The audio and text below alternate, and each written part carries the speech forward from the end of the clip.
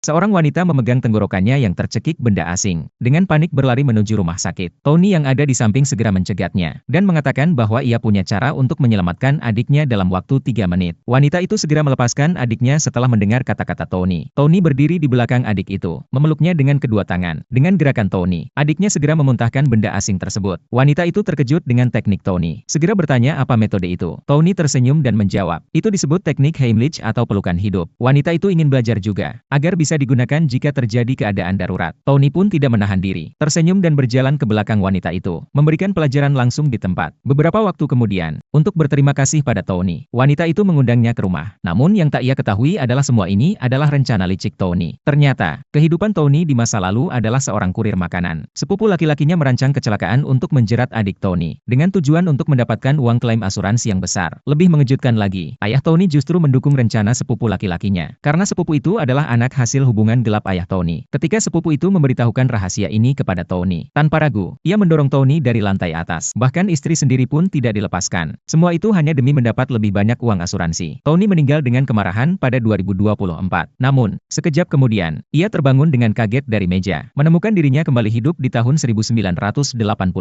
Tony terkejut ketika menemukan 300 yuan di sakunya. Ia segera memeriksa kalender. Ternyata, hari ini adalah hari yang sama saat dalam kehidupan sebelumnya. Tony dituduh mencuri uang oleh ayah dan sepupunya, kemudian dipukuli hingga cacat. Akhirnya dijual ke wanita bodoh yang tak ada yang mau di desa. Kali ini, ia memutuskan untuk membalas dendam. Ia berpura-pura mabuk dan tertidur di atas meja. Seperti yang ia duga, tak lama kemudian, ayahnya datang bersama sekelompok orang. Ayahnya langsung menarik Tony dengan kasar. Si tukang daging marah dan meminta Tony untuk menyerahkan uang yang dicuri. Tony berpura-pura tenang, menutupi sakunya dan bersikeras mengatakan bahwa ia tidak mencuri. Si tukang daging tersenyum puas, meminta Tony untuk mengeluarkan barang yang ada di sakunya. Tony tersenyum sinis dan menantang tukang daging untuk bertaruh. Jika ia tidak memiliki uang di sakunya, ia akan memberikan 2 tamparan pada tukang daging. Namun jika ada uang, ia akan menyerah pada tukang daging. Tukang daging dengan percaya diri setuju. Namun, detik berikutnya, Tony malah mengeluarkan selembar kertas bekas dari sakunya. Seketika itu juga orang-orang yang menyaksikan terdiam. Ibu dan adik Tony pun merasa lega. Kemudian Tony dengan tegas mengatakan bahwa tukang daging harus menepati janjinya. Tukang daging mengira Tony tidak akan berani. Namun, Tony tanpa ragu, memberikan 2 tamparan keras padanya, dan menjelaskan bahwa ia melakukannya agar orang-orang tahu ia bisa menerima kekalahan. Selain itu, ia tahu di mana uang yang hilang itu. Tony menatap sepupunya dengan penuh arti. Ayahnya marah besar dan menyalahkan Tony yang asal menuduh orang. Lagi pula, sepupunya adalah mahasiswa desa. Mana mungkin melakukan hal-hal curang. Sepupu itu sendiri marah, siap untuk mengeluarkan barang dari sakunya untuk membuktikan dirinya tidak bersalah. Namun, yang mengejutkan, ia malah mengeluarkan uang 300 yuan dari sakunya. Seketika itu,